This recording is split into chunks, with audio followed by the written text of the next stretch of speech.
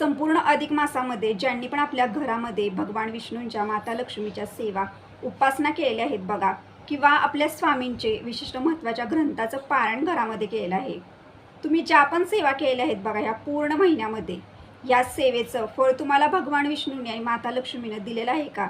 तर तुमच्यासोबत जर काही अशा गोष्टी घडत असतील तर समजून जायचं की तुम्हाला हे दिलेले संकेत आहेत आणि तुमची सेवा त्यांनी स्वीकारलेली आहे. तर हे संकेत कोणते, या संपूर्ण विषयी माहिती तुम्हाला आजच्या व्हिडिओमध्ये मिळेल. तर तुम्ही हा व्हिडिओ कुठेही स्किप न करता व्हिडिओ शेवटपर्यंत बघा. तुम्ही जर माझ्या चॅनलवर नवीन असाल तर चॅनल लाईक करा, शेअर करा आणि नक्कीच सबस्क्राईब करा. चला आता व्हिडिओला सुरुवात करूया. सर्व स्वामी सेवेकरांना श्री स्वामी समर्थ. तर तुमचं प्रियालयस या चॅनलमध्ये अगदी मनापासून स्वागत आहे.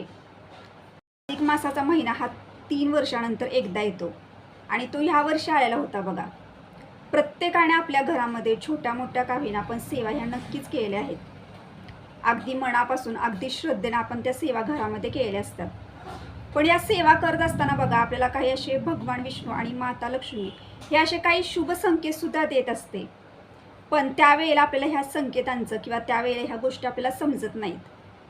तर तुमच्यासोबत ना जर तुम्ही सेवा करत आहात किंवा घरामध्ये जे पण त्या महिन्यामध्ये तुम्ही जे पण धार्मिक कार्य केलं आहे, जे पण पूजाविधी केली, जी पण सत्यनारायणची पूजा तुम्ही केली असेल किंवा कोणी स्वामीचरित्र सारामृताची पारायण केली असेल, कोणी नामजप केला असेल, कोणी भगवान विष्णूंची सेवा अगदी मनापासून श्रद्धेनं केली आहे, कोणी विष्णू सहस्रनामाचं पठण केलं आहे, ज्या पण सेवा केल्या आहेत, जे पण तुम्ही कुलदेवतेची ओटी भरली असेल, जे आपण महत्त्वाचे काम तुम्ही तुमच्या घरामध्ये अधिक मासामध्ये केलं आहे, धार्मिक कार्य ते करत असताना बघा भगवान विष्णू हे सगळं बघत असतात की कोणती व्यक्ती किती मनापासून सेवा करत आहे, कोणती व्यक्ती किती सेवा करत आहे.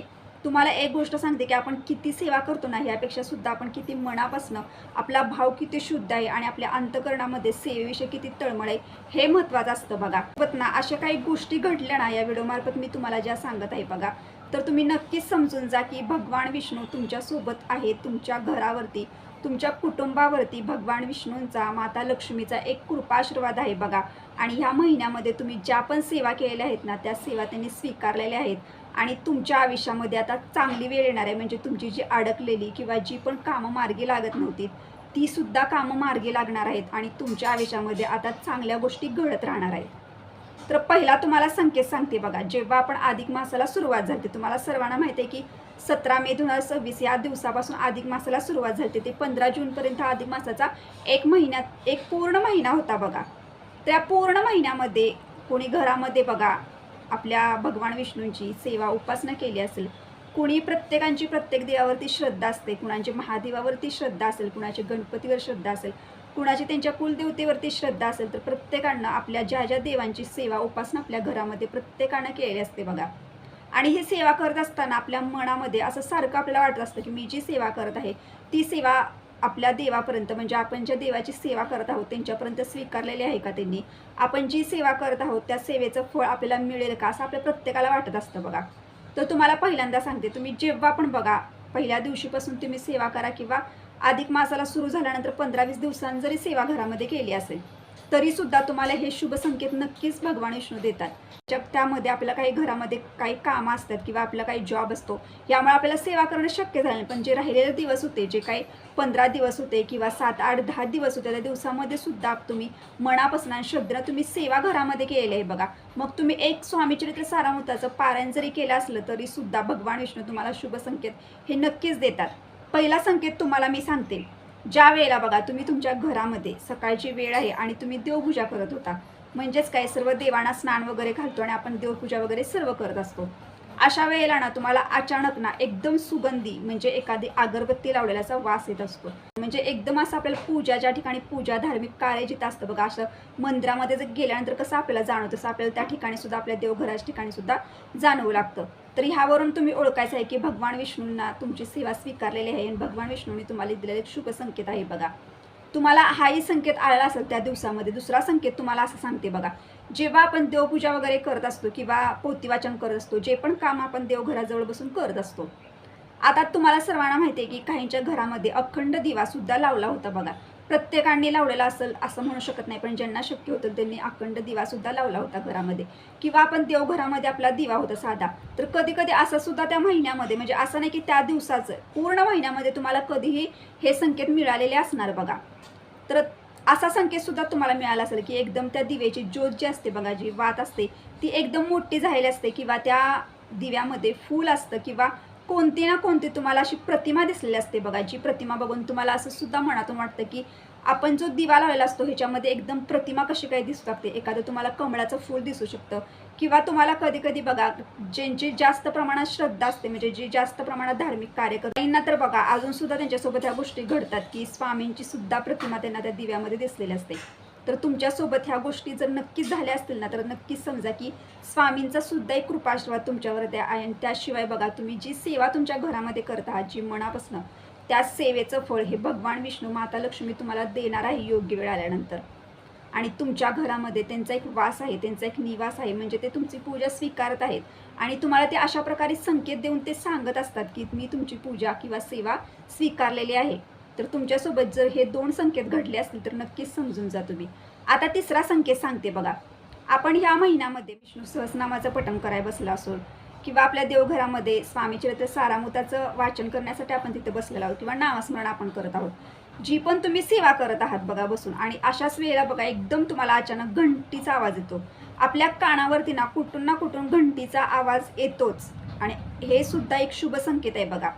तुम्हाला सांगते अशा गोष्टी प्रत्येकांसोबत घडत नाहीत, पण जे मनापासून सेवा करतात ना या महिन्यामध्ये, ज्यांच्या मनामध्ये एक श्रद्धा असते, मनामध्ये एक तळमळ असते ना, अशा व्यक्तींना हे संकेत येतातच.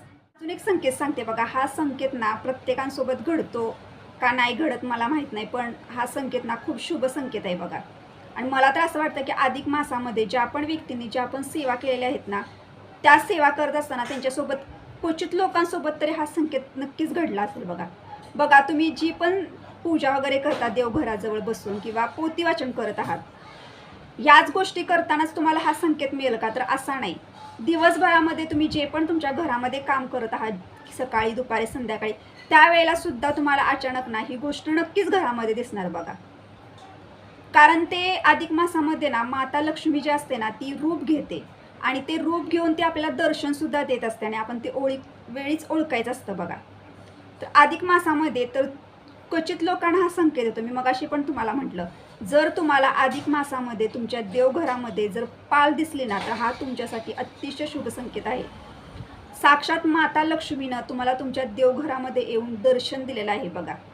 तुम्हाला जर तुमच्या देवघरामध्ये जर पाल दिसली, पालीचं छोटं पिल्लू दिसलं, किंवा पाल दिसली, आता देवघरामध्येच मी का म्हटलं, तर देवघरामध्ये बघा एक प्रकारे ना देवघर जे असतं ना ते आपलं एक खूप पवित्र जागा असते. त्या ठिकाणी साक्षात आपल्या स्वामी महाराजांचा, आपल्या गुरूंचा, आपल्या कुलदेवीचा, कुलदेवतांचा, आपल्या भगवान विष्णूंचा, माता लक्ष्मीच्या जे पण देव आहेत ना त्या सर्वांचा एक वास असतो त्या जागेवरती. यासाठी सांगते की तुम्हाला देवघरामध्ये जर पाल दिसले ना, हा तुमच्यासाठी ना अतिशय शुभ संकेत आहे. प्रमाणे बघा आपल्या जर देवघरामध्ये तुम्हाला जास्त प्रमाणात जर काळ्या मुंग्या दिसला, त्या महिन्यामध्ये सांगते बरं का मी, त्या अधिक मासामध्ये तुमच्यासोबत जर ह्या गोष्टी घडल्या ना, तर तुम्हाला नक्कीच ओळखायचं आहे की भगवान विष्णूने आपला आशीर्वाद दिलेला आहे. तुमच्या देवघरामध्ये जर काळ्या मुंग्या जरी तुम्हाला दिसल्या असतील ना पूजा करताना किंवा सेवा करताना, किंवा इतर वेळेला जरी दिसल्या असतील देवघरामध्ये अचानक तुम्हाला काळ्या मुंग्या, तरी सुद्धा समजून जा की तुम्हाला दिलेला हा शुभ संकेत आहे भगवान विष्णूंनी. त्याचप्रमाणे बघा आपण आता अधिक मास म्हटल्यानंतर खूप महत्त्वाचा महिना होता. तुम्हाला सर्वांना माहिती आहे की ह्या महिन्यामध्ये गोमातेची सेवा पूजा करणं हे खूप महत्त्वाचं होतं बघा. गोमाता म्हणजे गाई. गाईच्या पोटामध्ये 33 कोटी देव असतात, आणि ह्यासाठी आपल्याला पूर्ण महिन्यामध्ये एकदा तरी गाईची सेवा उपासना ही करायची होती. कारण आपण जेवढं गोमातेची सेवा उपासना करणार, जेवढं तिला काही गोष्टी खाऊ घालणार, तेवढा आपल्याला 33 कोटी देवतांचा कृपाशीर्वाद मिळत असतो. यासाठी ह्या गोष्टी खूप महत्त्वाच्या होत्या. तर त्या अधिक मासामध्ये बघा तुमच्या दारापुढं अचानक तुम्हाला जर गाई दिसली असेल, आणि तुम्ही समजून जा की ह्या महिन्यामध्ये जर तुम्हाला गाईचं दर्शन झालं असेल तर तुम्ही खूप नशीबवान आहात, आणि तुमच्या आयुष्यामध्ये आता चांगल्या गोष्टी घडणार आहात. तुम्ही ज्या पण सेवा ह्या महिन्यामध्ये केल्या आहेत, कमी करा जास्त करा, पण तुम्ही श्रद्धेनं केलेल्या आहेत, मनापासून केलेल्या आहेत, आणि तुमची सेवा, तुमचा शुद्ध भाव हा भगवान विष्णूंनी बघितलेला आहे, आणि म्हणून त्यांनी तुम्हाला असे संकेत दिलेले आहेत. तर जर तुम्हाला गाई जरी दिसली तरी सुद्धा तुमच्यासाठी शुभ संकेत आहे. किंवा बघा अचानक आपल्याला त्या महिन्यामध्ये आपण जास्त प्रमाणात धार्मिक कार्य करत असतो, किंवा देवपूजा करतो, देवाचे पुस्तक वाचतो, पोथी वाचन करतो, जास्त सेवा आपण जेवढ्या आपल्याला सेवा करता येतील ना तेवढ्या आपण सेवा त्या महिन्यामध्ये केल्या असतात. त्यावेळेला काय होतं बघा, अचानक आपण रात्री जेव्हा झोपल्यानंतर मध्येच आपल्याला स्वप्न सुद्धा पडतं, अचानक स्वप्न पडतात, त्या स्वप्नामध्ये सुद्धा आपण पूजा करत असतो किंवा एखादं पोथी वाचन करत असतो किंवा स्वप्नामध्ये सुद्धा एखादं मंदिर येऊ शकतं किंवा स्वप्नामध्ये सुद्धा तुम्ही गायीची पूजा करता, गायी सुद्धा स्वप्नामध्ये येऊ शकते बघा. हे सुद्धा एक शुभ संकेत असतात आणि हे सर्वांसोबत घडत नाहीत. मी मगाशी पण म्हटलं, काही लोकांसोबतच घडतात आणि तुमच्यासोबत जर घडत असेल तर तुम्ही खूप नशीबवान आहात, या गोष्टी लक्षात घ्या.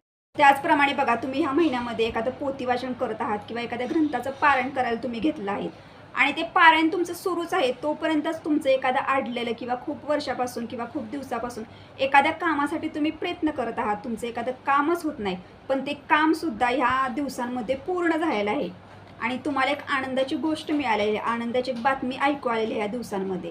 तर एवढं लक्षात ठेवा की तुम्ही जे पोथी वाचन करत होता किंवा जे पण तुम्ही पारायण करत होता, त्या पारायणचं, त्या पोथी वाचनाचं फळ तुम्हाला भगवान विष्णूंनी दिलेलं आहे आणि तुमचं जे अडलेलं नडलेलं जे पण काम होतं बघा, ते ह्या दिवसांमध्ये पूर्ण झालेलं आहे. हा सुद्धा तुमच्यासाठी एक शुभ संकेत आहे. त्याचप्रमाणे बघा, आपण ज्या वेळेला आपण सेवा करत असतो किंवा पूजा करत होतो, तर अशा वेळेला ना दिवसभरामध्ये एकदमच अनोळखी व्यक्ती तुमच्या दारापुढे येऊन तुम्हाला काहीतरी मागत असते बघा. हे जर तुमच्यासोबत घडलं असेल ह्या महिन्यामध्ये, एखाद्या दिवशी जरी घडलं असेल ना, तरी सुद्धा तुमच्यासाठी एक शुभ संकेत होता की ते तुम्हाला एक दर्शन देत असतात. एखादी अनोळखी व्यक्ती आपल्या दारापुढे येणं, ती व्यक्ती आपल्याला कधी दिसत नाही. तुम्ही सुद्धा मनात विचार करता की आता आपण आपल्या घरामध्ये असतो, त्यामुळे आपल्याला माहिती असतं की दररोज काही व्यक्ती आपल्या दारापुढे येतात, गरजू गरीब व्यक्ती, आणि त्यांना आपण काही तर वस्तू देत असतो. पण एखाद्या वेळेला अचानक बघा, अशी अनोळखी व्यक्ती येते की आपण सुद्धा म्हणतो की ह्या व्यक्तीला मी कधी ह्याच्या आधी कधी बघितलेलं नाही, पाहिलेलं नाही, एकदम नवीन अनोळखी व्यक्ती कशी आहे आणि ती आपल्याला काहीतरी मागत असते. तर हा संकेत किंवा ही गोष्ट जर तुमच्यासोबत त्या महिन्यामध्ये जर घडली असेल, तर नक्कीच समजून जा की तुम्हाला दिलेला एक शुभ संकेत होता. आणि तुम्हाला आधी पण सांगितलेलं आहे की आपल्या दारापुढे एखादी गरजू गरीब व्यक्ती जरी आली ना, तर तिला तुम्ही ₹1 ₹2 तरी मदत नक्कीच करा. दिवसांमध्ये बघा, आपण ज्या वेळेला बघा सेवा करत असतो, आता सेवा वगैरे आपण करतो, पोथी वाचन करतो, नामस्मरण करतो, सर्व करत असतो आणि आपल्याला ना एकदम जास्त गोडी निर्माण होते. असं वाटतं की मला अजून जास्त सेवा करायची, माझ्याकडनं जास्त केवढी सेवा होईल, जास्तीत जास्त माझ्याकडनं सेवा कशी होईल, हा विचार आपण करत असतो आणि आपल्या सेवेची गोडी निर्माण होते. आपल्याला भक्तीविषयी प्रेम निर्माण होतं आणि आपल्याला सतत वाटतं की मला अजून सेवा करायच्यात आणि आपल्या मनामध्ये एकदम उत्साह निर्माण होतो सेवेविषयी. हे सुद्धा भक्तांना दिलेलं आहे एक भगवान विष्णूंनी, माता लक्ष्मीने दिलेला एक संकेत असतो की जे भक्त अगदी मनापासून श्रद्धेनं सेवा उपासना करतात ना, त्यांना ह्या गोष्टी नक्कीच वाटतात की मी कशी जास्तीत जास्त अजून जास्त सेवा करू शकते. तर तुम्हाला एवढंच सांगते की बघा, तुम्ही ह्या महिन्यामध्ये प्रत्येकानं छोटी मोठी सेवा केलेली आहे असं नाही. छोटी मोठी सेवा जरी तुम्ही केली असेल तर ती सेवा तुम्ही किती मनापासून केली आहे, किती श्रद्धेनं केलेली आहे आणि तुमचा भाव किती महत्त्वाचा आहे त्या सेवेमध्ये, हे त्यांनी बघितलेलं आहे.